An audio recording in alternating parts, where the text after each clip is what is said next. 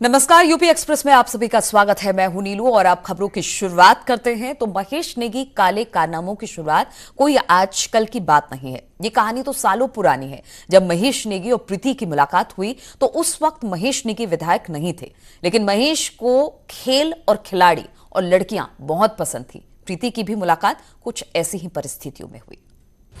पहाड़ की सियासत में महापापी, पॉलिटिक्स में डर्टी पिक्चर, घर से शुरुआत, होटल में बनी बात, मसूरी वाली मजबूरी क्या, नेपाल की गंदी लत क्या, माननीय का महापाप, नेगी का नरकलोक।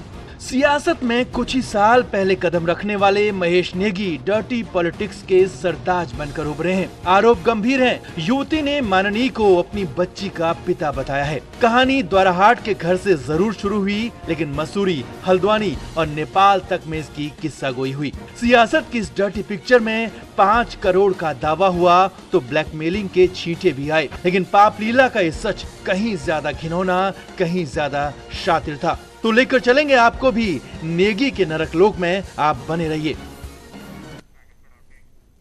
तो यौन शोषण के आरोपों में घिरे बीजेपी विधायक महेश नेगी से भी आज न्यूज 18 के रिपोर्टर ने फोन पर बातचीत किया और इस दौरान महेश नेगी ने अपने ऊपर घिनौनी राजनीति करने का आरोप लगाया। साथ ही कहा कि वो डीएनए टेस्ट कराने के लिए तैयार है। 5 करोड़ की फिरौती मांगने पर उन्होंने कहा कि एक गिरोह चल रहा है, इसकी जांच हो रही है और सच सामने आएगा। हालांकि खुद महेश नेगी सामने नहीं आए।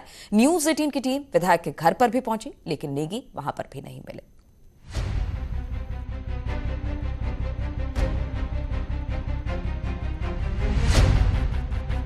प्रीति और महेश की ये कहानी सेक्स, आश्वासन, धोखा और लग्जूरियस होटल्स की दहलीजों से जुड़ी है। इस कहानी के तार दिल्ली, हल्द्वानी और सरहद के आर पार नेपाल से भी जुड़े हैं। वो वक्त था साल 2016 जब पहली बार प्रीति महेश नेगी की मुलाकात हुई। उस वक्त महेश नेगी जिला खेल अधिकारी हुआ करता था। द्वाराहाट में ही प्रीति और उसकी मां रहती थी। एक दिन जब प्रीति की मां की तबीयत बिगड़ी तो वो उसे अस्पताल ले जाने की तैयारी करने लगी, लेकिन महेश नेगी और उसके आदमियों ने उस वक्त ये कहकर प्रीति को अपने घर बुला लिया कि महेश नेगी प्रीति की पूरी मदद करेगा, उसे अस्पताल जाने की जरूरत नहीं है। प्रीति अपनी मां को लेकर नेगी के घर गई और वहीं से शुरू हो जाती है महेश नेगी के पाप की गाथा। प्रीति को अकेला देख महेश का मन मचला और उसने सेल्फी लेने के बहाने उसे अपनी बाहों में ले लिया। प्रीति इनकार करती रही, लेकिन महेश नेगी ने उसकी एक न सुनी और वो अपनी मनमानी करता रहा। अभी तक 5 अगस्त को मेरी उनसे लास्ट टाइम बात हुई है, उसके बाद मेरी उनसे कोई बात नहीं हो रही है। कुछ कहा गया, किसी पार्टी की तरफ से कोई फोन आपके पास आया अभी तक? नहीं, मेरे पास ऐसा कोई फोन नहीं आया है। 5 अगस्त को मैंने उनको बात करके ये सारी बातें बताई थी। उन्होंने मुझे यही कहा कि मेरे तो चुनाव आ रहे हैं, 2022 में मेरे चुनाव हैं, अगर तुम ऐसा कुछ करोगे या ये बातें अगर कोर्ट तक जाती हैं तो मैं सुसाइड कर लूंगा। प्रीति ने उसे ये भी बताया कि उसकी शादी होने वाली है, लेकिन खूंखार नेगी के मन में तो कुछ और ही चल रहा था। उसने इसे भरोसा दिया कि घबराती क्यों हो, मैं हूं ना। अब प्रीति के सामने कोई रास्ता नहीं था, क्योंकि नेगी की हवस के आगे उसकी एक नहीं चलने वाली थी। वो बार बार मना कर रही थी, लेकिन महेश नेगी पर हवस की ऐसी सनक सवार थी कि वो अपने रसूख और रुपयों के बल पर लड़की को वश में कर लेना चाहता था। जब महेश नेगी ने पहली बार उसे जबरन अपनी बाहों में लिया था, तब भी उसने गुहार लगाई थी, और जब वो उसे लेकर मसूरी गया तो होटल में भी उसने अपनी इज्जत और आबरू की दुहाई दी। साल 2018 में उसकी शादी होने वाली थी और शादी के ठीक 2 दिन पहले महेश नेगी ने मसूरी में प्रीति के साथ शारीरिक संबंध बनाए और धमकी दी कि अगर मुंह खोला तो खैर नहीं। नेगी उसके साथ खेलता रहा और वो चुपचाप सब कुछ सहती रही, क्योंकि बीच बीच में महेश नेगी इस बात का भी आश्वासन देता था कि वो उसे हमेशा अपने साथ रखेगा। महेश नेगी पहले से शादीशुदा था और उसकी बीवी और बच्चे हैं, लेकिन महेश नेगी उन सफेद पोशों में है जो बाहर से जितने साफ सुथरे हैं, अंदर से उतने ही खूंखार। शादी के बाद भी महेश नेगी का मन नहीं भरा। जब प्रीति अपने ससुराल गई तो नेगी उसे फोन करता था और ब्लैकमेल करता था। वो उसे फोन कर सब कुछ ससुराल वालों को बताने की धमकी देता था। ससुराल में इज्जत ढकी रहे इसलिए एक बार फिर वो महेश नेगी के झांसे में आ गई और अपने ससुराल से मायके वापस लौट आई। प्रीति के लौटते ही नेगी के अंदर का जानवर फिर से एक बार जाग उठा और वो उसे लेकर नेपाल, दिल्ली, हिमाचल और न जाने कितने और होटलों में लेकर गया और शादीशुदा प्रीति के साथ शारीरिक संबंध बनाए। और इसी दौरान वो प्रेग्नेंट हो गई। जब प्रीति ने प्रेगनेंसी की बात नेगी को बताई तो उस वक्त नेगी ने प्रीति को अपनाने की बात कही और कहा कि ससुराल वालों से संबंध तोड़ दो। बात तो मैं तो सामने आ ही नहीं रही थी। एफआईआर तो उनकी वाइफ ने मेरे लिए करवाई कि मैं उनसे 5 करोड़ रुपए मांग रही थी। 25 लाख रुपए देके उनकी वाइफ ने मुझे चुप रहने को बोला, जो कि मैं अभी तक मतलब पैसों का मुझे कोई लालच नहीं है। मुझे अपनी बेटी का उनके साथ डीएनए टेस्ट करवाना है, बस मुझे डीएनए की रिपोर्ट आने तक इंतजार करूंगी। उसके बाद जो उचित कार्रवाई होगी, या मैं गलत हूँ वो गलत हूँ, इसका निष्कर्ष उसके बाद निकलेगा ना, डीएनए टेस्ट के बाद। बस मैं ये चाहती हूँ वो डीएनए टेस्ट करवाएं अपना।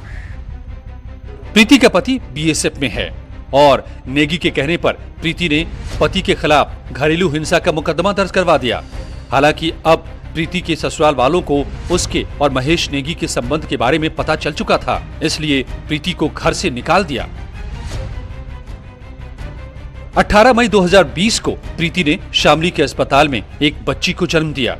इसके बाद उसके पति ने डीएनए टेस्ट करवाया तो मामला एकदम साफ हो गया। अब प्रीति अपने बच्चे को पिता का नाम दिलवाने के लिए महेश नेगी के घर चली जाती है, लेकिन नेगी अपनी बात से मुकर जाता है। महेश नेगी की पत्नी ने तो 25 लाख रुपए में केस रफा दफा करने की भी बात कही थी ताकि महेश नेगी की झूठी शान बनी रहे, लेकिन प्रीति ने रुपए लेने से इनकार कर दिया और अपनी बच्ची और नेगी का डीएनए टेस्ट करवाने पर अड़ी हुई है। बीजेपी विधायक महेश नेगी पर लगे यौन उत्पीड़न के आरोपों में कितनी सच्चाई है, इसको लेकर महिला आयोग जहां जांच कर रहा है, वहीं पीड़िता आज न्यूज़ 18 के साथ है और वो बताएंगी कि क्या कुछ अभी तक इस पूरे मामले में रहा है। मुझे बताइए कि गंभीर आरोप आपकी तरफ से लगाए गए हैं, कब से आप जानती थी और अब क्या कहना चाहेंगी? क्या विधायक की तरफ से अभी तक, जब से मामला चल रहा है 4-5 दिन हो गए, आपसे कोई संपर्क किया गया? मैं उनको 2018 से जानती हूँ। 2018 से हमारे बीच में, दोनों के बीच में ये सब चल रहा है और अभी तक 5 अगस्त को मेरी उनसे लास्ट टाइम बात हुई है। उसके बाद मेरी उनसे कोई बात नहीं हो रही है। कुछ कहा गया? किसी पार्टी की तरफ से कोई फोन आपके पास आया अभी तक?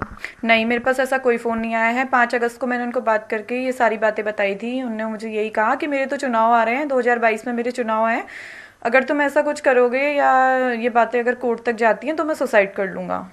बात बिगड़ी कहाँ से? आप जैसे जानते थे उनको और आप बता रहे हो कि 2018 से सारी चीज़ें खराब हो गई। क्या आखिरी बार बात हुई आपकी जिससे पूरी बात बिगड़ गई और आपको सामने आना पड़ा? बात तो मैं तो सामने आ ही नहीं रही थी। एफआईआर तो उनकी वाइफ ने मेरे लिए करवाई कि मैं उनसे 5 करोड़ रुपए मांग रही थी। 25 लाख रुपए देके उनकी वाइफ ने मुझे चुप रहने को बोला, जो कि मैं अभी तक मतलब पैसों का मुझे कोई लालच नहीं है। मुझे अपनी बेटी का उनके साथ डीएनए टेस्ट करवाना है, बस मुझे डीएनए की रिपोर्ट आने तक इंतजार करूंगी। उसके बाद जो उचित कार्रवाई होगी, या मैं गलत हूँ वो गलत हूँ, इसका निष्कर्ष उसके बाद निकलेगा ना, डीएनए टेस्ट के बाद। बस मैं ये चाहती हूँ वो डीएनए टेस्ट करवाएं अपना।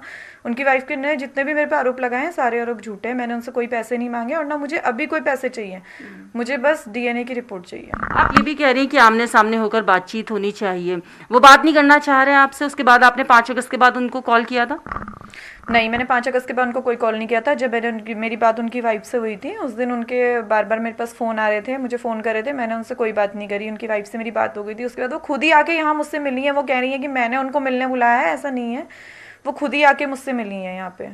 बस पुलिस मेरी एफआईआर लिखे, यही कहना चाहूँगी, और उनका डीएनए टेस्ट जल्द से जल्द हो, क्योंकि मुझे और मेरी बच्ची की जान को खतरा है। जिस तरह से उनकी वाइफ रोज़ रोज़ नए नए लेटर दे रही हैं कि अभी उनकी बच्ची को प्रोटेक्शन मिलनी चाहिए या मुझे प्रोटेक्शन मिलनी चाहिए, अब उन्हें मेरी बच्ची और मुझे मेरा क्या डर है?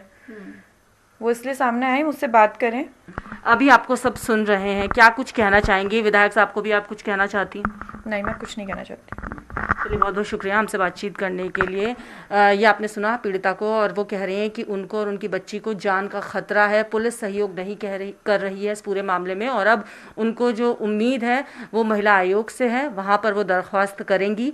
इसके अलावा उनका ये भी कहना है कि इस पूरे मामले में खुलकर बातें तभी सामने आएंगी जब दोनों आमने सामने आएंगे, बीजेपी विधायक भी, और उनकी भी बातचीत करवाई जाएगी। कैमरा पर्सन राकेश रावत के साथ भारती सकलानी, न्यूज़ 18 देहरादून। तो इस मामले में अब तक बीजेपी विधायक महेश नेगी से लगातार न्यूज़ 18 ने बातचीत करने की कोशिश की, लेकिन कैमरे के सामने नहीं आए। लेकिन हमारे रिपोर्टर ने उनसे फोन पर जरूर बातचीत की। क्या कहना है उनका, आइए सुनते हैं। आपका पक्ष ही नहीं मिल पा रहा हमको। मेरा पक्ष तो यह है कि भाई लोग बाग इतनी घिनौनी राजनीति करने लग गए हैं कि हमें को पता चला। ठीक है ना, हम तो क्षेत्र में अपना जो है विकास की बातें करते हैं, अन्य बातें करते हैं, वहाँ लगे रहते हैं काम धंधे पे। लोग बाग जो विकास के क्षेत्र में आते नहीं है जी, और जो है क्या कहते हैं घृणित राजनीति करते हैं। ठीक है ना जी, जो जिसमें जी मेरी वाइफ ने FIR करा रखी है जी, तो जल्दी दूध का दूध पानी का पानी हो जाएगा। उसमें क्या दिक्कत है, जांच हो रही है उसमें। और दूसरे वैसे जैसे ये महिला वो बता रहे हैं कि साहब आप DNA टेस्ट करा लो मेरा जी बच्ची का। ये तो असली मुद्दे को डाइवर्ट करने की कोशिश कर रही ना जी, कि भाई ये जो इसके ऊपर एलिगेशन है कि ये 5 करोड़ वाली में बात कर रहे हैं ना, पहले तो जी, ये नहीं तो हो ही जाएगा। हम काहे के पीछे हो रहे हैं, हर चीज के लिए हम तैयार हैं जी, लेकिन हम पहले ये तो कहेंगे 5 करोड़ वाला जो है तुम वसूली कौन कौन मिलके कर रहे थे, कितने लोग इसमें हैं शामिल, तो उसकी जांच चल रही है। तो जांच के विषय में मैं कुछ बोल नहीं सकता हूँ।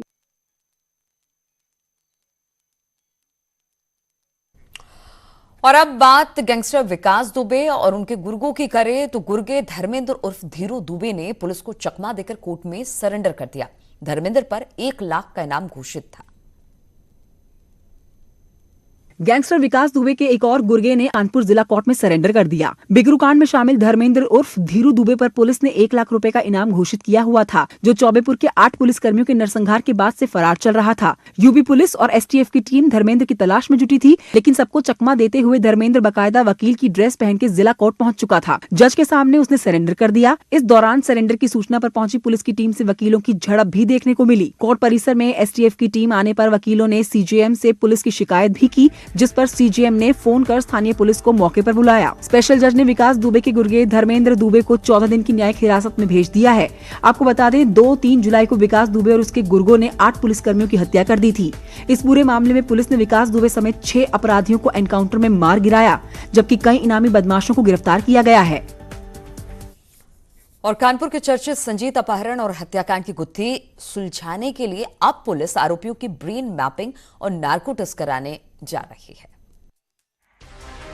कानपुर के बर्रा थाना इलाके में संजीत यादव अपहरण और हत्याकांड की गुत्थी अभी तक सुलझ नहीं पाई है। अब पुलिस पकड़े गए आरोपियों का narco test, brain mapping test कराने जा रही है, जिससे वारदात का पूरा सच सामने आ सके। इसी के साथ पुलिस एक बार फिर से पांडु नदी में सर्च ऑपरेशन शुरू करने जा रही है, जिससे संजीत का शव बरामद किया जा सके। दरअसल 22 जून को लैब टेक्नीशियन संजीत यादव का अपहरण हुआ था। 13 जुलाई को परिजनों के पास 30 लाख की फिरौती का फोन आया।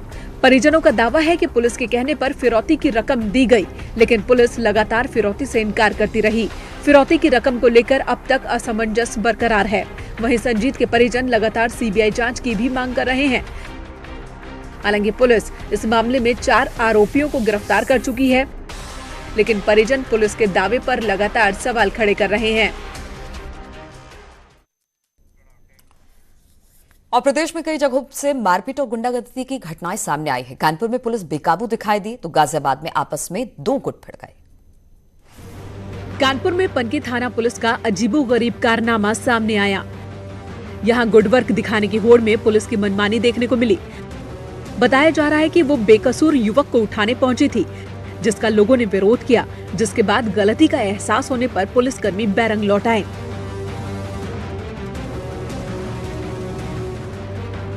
गाजियाबाद में 2 पक्षों में पथराव का वीडियो वायरल हो रहा है। वीडियो कोतवाली इलाके का बताया जा रहा है। मारपीट किस वजह से हुई इसका पता नहीं। कल रात का ये वीडियो बताया जा रहा है। उधर महोबा में डंपर चालक से देर रात मारपीट हुई। गुंडई का लाइव वीडियो अब वायरल हो रहा है। Bureau report, news 18। Jammu Kashmir के बारामूला में मिर्जापुर के जवान शहीद हो गए। आज उनका अंतिम संस्कार किया जाएगा। वहीं सीएम ने शहीद के परिवार को 50 लाख की आर्थिक मदद की घोषणा की है। जम्मू कश्मीर में तैनात मिर्जापुर के सेना के जवान शहीद हो गए हैं। कश्मीर के बारामूला में हुए आतंकवादियों के साथ मुठभेड़ में जवान रवि सिंह शहीद हो गए। जवान का पार्थिव शरीर पहुंचने के बाद उनका अंतिम संस्कार किया जाएगा। मिर्जापुर के जिगना थाने के गौरा गांव के रहने वाले थे शहीद जवान रवि। सीएम योगी ने जम्मू कश्मीर के शहीद 4 जवानों को भावभीनी श्रद्धांजलि दी है। मिर्जापुर के शहीद जवान रवि कुमार सिंह के परिजनों को 50 लाख रुपए की आर्थिक मदद का ऐलान किया है।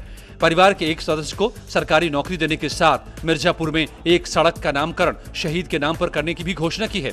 सीएम योगी का कहना है कि शहीदों के सर्वोच्च बलिदान को हमेशा याद रखा जाएगा। शोक की इस घड़ी में यूपी सरकार शहीद परिवार के साथ है। शहीद जवान रवि कुमार परिवार के इकलौते बेटे थे। उनकी 2 बहनें हैं। और उत्तर प्रदेश विधानसभा का मानसून सत्र 20 अगस्त से शुरू हो रहा है। इसे लेकर सरकार ने तैयारी भी शुरू कर दी है। सदन में सोशल डिस्टेंसिंग का पालन करने के लिए सिटिंग व्यवस्था में भी बदलाव किया जा रहा है। यूपी विधानसभा का सत्र 20 अगस्त से शुरू होने जा रहा है। विधानसभा अध्यक्ष हृदय नारायण दीक्षित ने कहा है कि सत्र की सभी तैयारियां पूरी कर ली गई हैं। विधानसभा अध्यक्ष ने कहा कि सदन में करीब 600 कर्मचारी हैं। सभी का कोविड टेस्ट करा लिया गया है। कोविड के कारण ये सत्र बेहद संवेदनशील हो गया है, इसलिए हमने सभी माननीय सदस्यों की जांच के लिए भी उनके विधायक निवास के पास जांच की व्यवस्था की है। विधानसभा अध्यक्ष के मुताबिक सोशल डिस्टेंसिंग के नियमों का पालन करने के लिए विधायकों की सीट के बीच 1 सीट का गैप रहेगा। इस वजह से लॉबी एरिया और दर्शक दीर्घा का भी इस्तेमाल किया जाएगा। नियमों के मुताबिक 6 महीने के भीतर सत्र बुलाना जरूरी होता है, इसलिए 3 दिन का ये सत्र बुलाया जा रहा है। और वाराणसी के मंडवाडीह रेलवे स्टेशन पर अब बनारस के नाम से वो जाना जाएगा। केंद्रीय गृह मंत्रालय ने स्टेशन का नाम बदलने के प्रस्ताव को हरी झंडी दे दी है। वाराणसी का मंडवाडीह रेलवे स्टेशन अब बनारस के नाम से जाना जाएगा। केंद्रीय गृह मंत्रालय ने स्टेशन का नाम बदलने के प्रस्ताव को हरी झंडी दे दी है। आदेश भी जारी कर दिया गया है। एयरपोर्ट जैसी सुविधाओं से लैस मंडवाडीह स्टेशन पूर्वोत्तर रेलवे के आदर्श स्टेशनों में शामिल है। 8 प्लेटफॉर्म वाले इस स्टेशन से नई दिल्ली, ग्वालियर, खजुराहो के लिए कई ट्रेनों का संचालन होता है। इनमें Shivganga express, Bundelkhand express, link express शामिल हैं। स्थानीय लोग लंबे समय से स्टेशन का नाम बनारस करने की मांग कर रहे थे। जब से मैंने सुना है तो अंदर से प्रफुल्लित हो रहा हूँ मैं, बहुत ज़्यादा उत्साह भी हो रहा और अच्छा भी लग रहा है, क्योंकि जो बनारस है ये बिल्कुल ठेठ है बनारस। मोदी सरकार के पिछले कार्यकाल के दौरान तत्कालीन रेल राज्य मंत्री मनोज सिन्हा ने मंडवाडीह स्टेशन का नाम बदलकर बनारस करने का ऐलान किया था। इसके लिए उन्होंने मुख्यमंत्री योगी आदित्यनाथ को चिट्ठी भी लिखी थी। इसके बाद अगस्त 2019 में तत्कालीन डीएम सुरेंद्र सिंह ने सरकार को नाम बदलने की सिफारिश की थी। हालांकि माना जाता है कि मंडवाडीह का नाम मांडवी ऋषि के नाम पर पड़ा था। और जालौन में निजी स्कूल की मनमानी सामने आई है। पाबंदी के बावजूद निजी स्कूल खुल रहे हैं और सोशल डिस्टेंसिंग का भी पालन नहीं किया जा रहा। जालौन में निजी स्कूल की मनमानी सामने आई है। पाबंदी के बावजूद निजी स्कूल खुले रहे। इतना ही नहीं, 50 से ज्यादा बच्चों को पढ़ाया जा रहा है, वो भी बगैर मास्क के। बच्चों की क्लास में सोशल डिस्टेंसिंग का कहीं कोई नजारा नहीं है। बच्चों और स्कूल का वीडियो सोशल मीडिया पर वायरल हो रहा है। बीएसए जालौन ने स्कूल प्रबंधन और प्रिंसिपल के खिलाफ कार्रवाई के निर्देश दिए हैं। पूरा मामला माधोगढ़ थाना इलाके के गाँव मिझौना स्थित गायत्री बाल विद्या मंदिर का है। कोरोना के चलते 22 मार्च से स्कूल कॉलेज खुलने में पाबंदी है, लेकिन इस तरह स्कूल की मनमानी बच्चों की सेहत के साथ सीधा खिलवाड़ है। अब देखना है कि प्रशासन इस गंभीर मामले का कितनी जल्दी संज्ञान लेकर कार्रवाई करता है। और पानी का तेज बहाव चिता को लेकर चला गया। ऐसी तस्वीर कभी देखी नहीं है आपने। पहाड़ में बाढ़ और बारिश का इतना खतरनाक रूप शायद आपने कभी नहीं देखा होगा। हम आपको दिखाते हैं। पहाड़ में बारिश का खतरनाक रूप देखने को मिला। हम आपको दिखाते हैं एक ऐसा ही वीडियो जिसमें पहाड़ में हो रही लगातार बारिश का ये खतरनाक रूप देखा गया। लोग मृतक का अंतिम संस्कार करने के लिए नदी किनारे आए थे। चिता जलाई गई, लेकिन अचानक से पहाड़ी नदी में तेजी से पानी आ जाता है और पानी अपने साथ जलती चिता को बहा ले जाता है। लोग भी डर के मारे इधर उधर भागने लगते हैं। हालांकि वीडियो कब और कहां का है इसका पता नहीं चल पाया। उधर हापुड़ में इन दिनों बारिश और बाढ़ का कहर देखने को मिल रहा है। गंगा में उफान के चलते गढ़मुक्तेश्वर तहसील के कई गांवों में बाढ़ जैसे हालात बने हुए हैं। इन गांवों में कई फीट तक पानी भरा हुआ है। और अगर आप बाइक या फिर कार के सहारे यहाँ जाएंगे तो आपकी बाइक और कार कई फीट पानी में फंस जाएगी।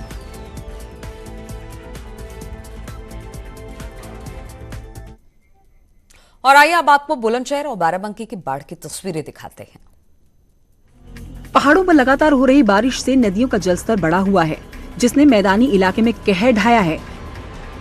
बुलंदशहर के राजभार इलाके में पानी के कटान के चलते एक मकान गंगा में समा गया। महज 5 सेकंड में मकान ताश के पत्तों की तरह ढह गया। मकान का एक हिस्सा पूरी तरह से गंगा में समा गया। हालांकि गनीमत रही कि हादसे के वक्त मकान में कोई नहीं था। बारिश से मकान में पहले ही बड़ी बड़ी दरारें पड़ गई थीं। उधर बाराबंकी में भी बाढ़ से जिंदगी बेबस नजर आ रही है। लोगों के घर पानी में डूबे हुए हैं और बाढ़ से घर को डूबते देखने के अलावा और कोई दूसरा चारा भी नहीं है। जो हेडपंप पीने के पानी के लिए एकमात्र सहारा था, वो भी बाढ़ में डूब गया है। हेडपंप का ऊपरी हिस्सा पानी के ऊपर नजर आ रहा है और मजबूरी ऐसी कि बाढ़ प्रभावित लोग बाढ़ में डूबे हेडपंप से पानी निकाल रहे हैं। तो इसी के साथ इस बुलेटिन में फिलहाल इतना ही। रुकेंगे छोटे से ब्रेक के लिए, लेकिन ब्रेक के बाद भी लगातार खबरों का सिलसिला जारी रहेगा।